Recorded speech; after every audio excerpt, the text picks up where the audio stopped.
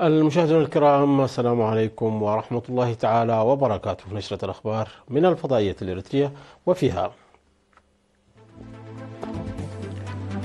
السفير الأمطاي يقدم أوراق اعتماده لرئيس سريلانكا.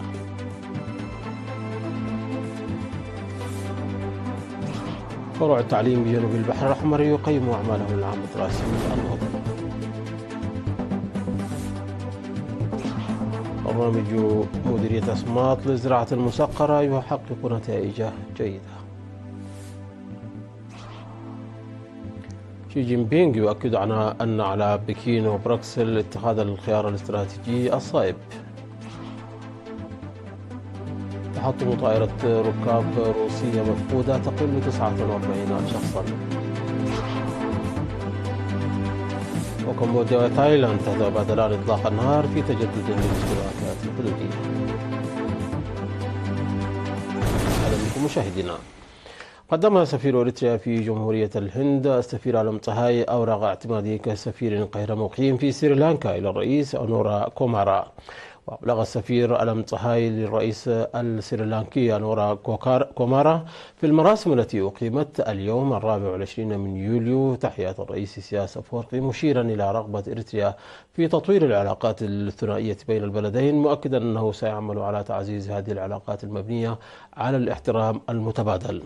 ورحب الرئيس أونورا بدوره بالسفير علم طهاي، متمنيا له التوفيق في عمله الدبلوماسي الرامي إلى تطوير العلاقات المتبادلة، متمنيا للرئيس سياس أفورقي دوام الصحة.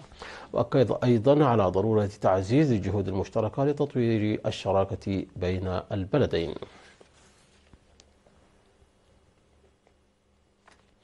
قيم فروع تعليمي جنوب البحر الأحمر أعماله العام الدراسي 2024-2025 مركزا على تعزيز المشاركة والتقدم في التعليم ومنافسة الإناث في المقاعد الدراسية في الإقليم.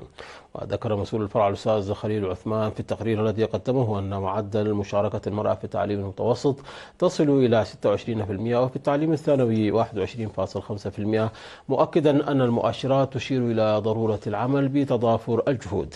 وذكر أن معدل النجاح يبلغ 80% على مستوى الإقليم، وحث المعلمين على عدم التأخير في بدء الدراسة ومعالجة عدم الاهتمام بالتعليم وإهمال أولياء الأمور. وحث الأستاذ خليل في الختام المعلمين والطلاب بالتواجد في مدارسهم بتاريخ 22 من سبتمبر لبدء العام الدراسي 2025-2026. وأشار مدير عام دائرة الخدمات الاجتماعية بالإقليم السيد محمد علي سيرو إلى أن التعليم هو مفتاح البرامج التنموية، وأن مشاركة المواطنين بشكل عام والإناث بشكل خاص يجب أن تؤخذ على محمل الجد. أفاد المزارعون الناشطون في برامج الزراعة المسقرة إلى أن أعمالهم تشير إلى نتائج مبشرة بفضل متابعة وتوجيهات الخبراء الزراعيين الذين يشرفون على المزارع. وأوضح المزارعون أنهم لم يتمكنوا من الحصول على عوائد مربحة بسبب معرفتهم المحدودة باستخدام البذور المختارة والمبيدات الطبيعية وغيرها من التقنيات الزراعية الحديثة، مشيدين بجهود الخبراء الزراعيين لمتابعة أوضاع مزارعهم وتقديم الإرشاد والتوجيه في تقنيات حديثة تسهم في رفع الإنتاجية. وذكر مسؤول الزراعة بالمديرية السيد ولد مكيل برهاني أن التدريبات تقدم لتحقيق نتائج أفضل من برامج الزراعة المسقرة. وقال أن البرنامج الذي نفذ في وقت سابق ل 110 مزارع حقق نتائج مشجعة، خاصة في زراعة الفول والبطاطا الحلوة والبامية، مذكرا أنه سيتم تقديم محاضرات مصحوبة بالتطبيق العملي للتعريف بمحتوى البطاطا الحلوة وطرق طبخها للمواطنين. وأضاف أن أكثر من 100 هكتار من الأراضي تم إعدادها وزراعتها ببذور مختارة من الذرة البيضاء والدخن، متوقعا أنه من خلال المراقبة قد تحقق إنتاجا مربحا. وحث السيد ولد مكيل المزارعين على التشاور مع خبراء وزارة الزراعة بشكل دوري.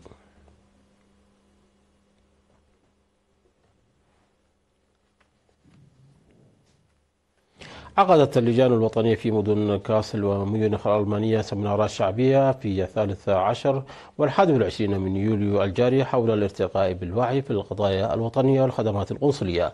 وقدم مسؤول الشؤون العامة والمجتمعية السيد طاعم هيلي توضيحا بشأن سيادة إريتريا، موضحا بأن إريتريا دولة ذات سيادة تمتلك حدودا برية وجوية وبحرية واضحة، وهذا حق لا يقبل المساومة، داعيا المواطنين لتعزيز كافة جوانب المساهمة. من جانبه أوضح قنصل إريتريا العام في ألمانيا السيد كبراب تخستي أهداف وعمل الخدمات القنصلية والمعلومات التي يتوجب على الشعب معرفتها. كما قدم في اجتماع مماثل عقد في مدينة بيتراو توضيحا حول مشروع مدرسة أفامبو وتطورات التعليم في إريتريا. من جهة أخرى عقد القائم بأعمال السفارة الإريترية في الكويت السيد محمد يحيى حالي سمينارا للإريتريين المقيمين في الكويت حول الأوضاع الراهنة والتطورات الإقليمية. وأوضح بأن إريتريا تعمل على تحسين الحياة المعيشية للشعب بتوظيف القدرات والتركيز على التنمية، مشددا على أهمية تعزيز دور المواطنين في الداخل والمهجر للدفع بوتيرة هذه البرامج المبشرة.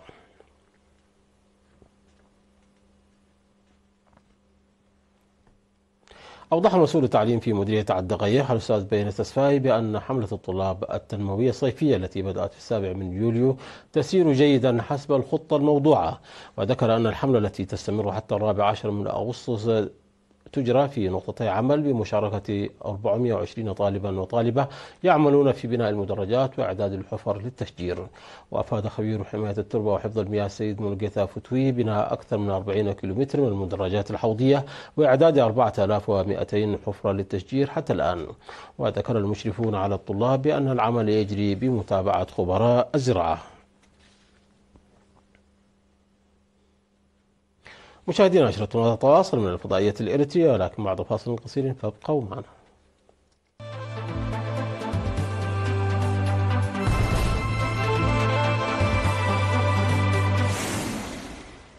أهلا بكم مجددا. أعلن الرئيس الصيني شي جين بينغ خلال لقائه في بكين زعيمي الاتحاد الأوروبي أنه يتعين على بكين وبروكسل اتخاذ الخيار الاستراتيجي الصائب.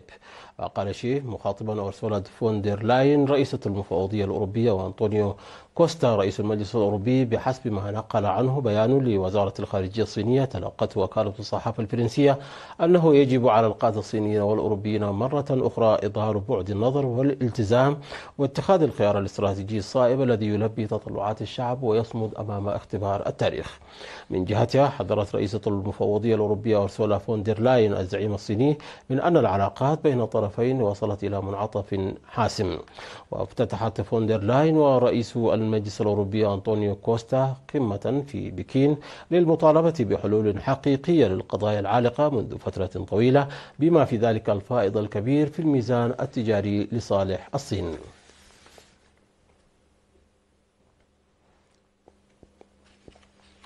عثر عناصر الإنقاذ في روسيا على طائرة ركاب من طراز أنتونوف 24 اختفت عن شاشات الرادار في أقصى الشرق الروسي وفق ما أعلنت وزارة الطوارئ الروسية. وحسب خدمات الطوارئ فإن المعطيات الأولية تشير إلى مصرع جميع من كان على متن الطائرة المنكوبة وعدم وجود ناجين.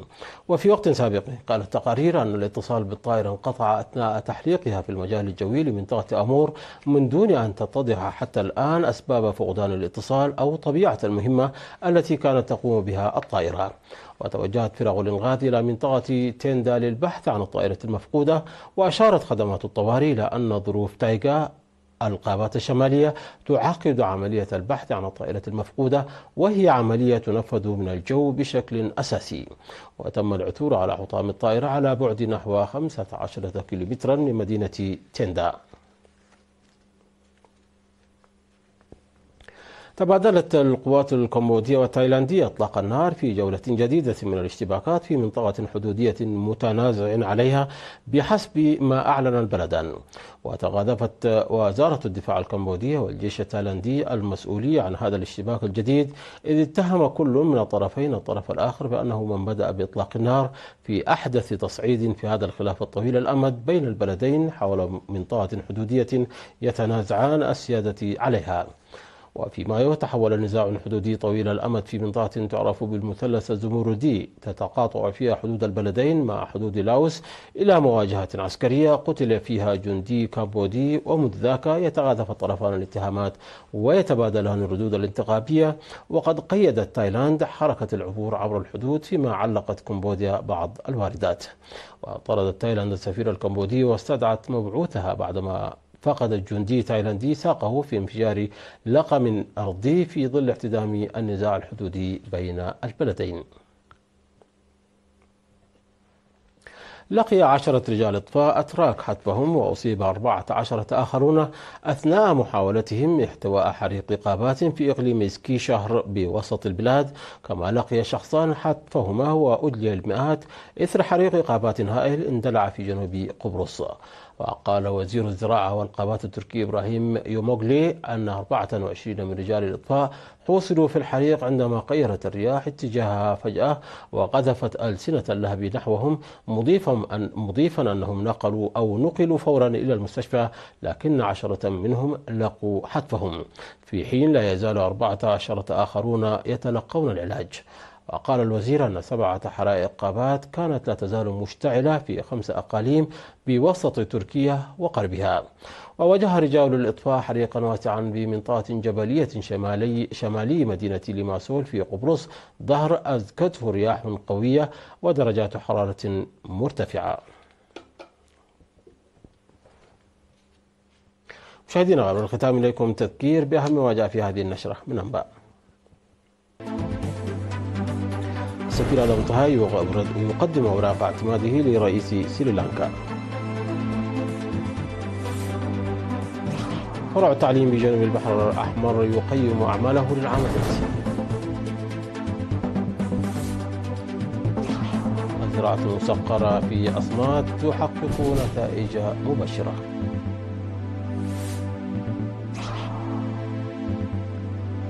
شي جين بينغ يؤكد أن على بكين وبروكسل اتخاذ الخيار الاستراتيجي الصائب. تحطم طائرة ركاب روسية مفقودة تقل 49 شخصا. وكمبوديا وتايلاند تتبادلان إطلاق النار في تجدد للاشتباكات الحدودية. مشاهدينا، انتهت النشرة. شكرا على حسن المتابعة. تحية لكم أينما كنتم. إلى اللقاء.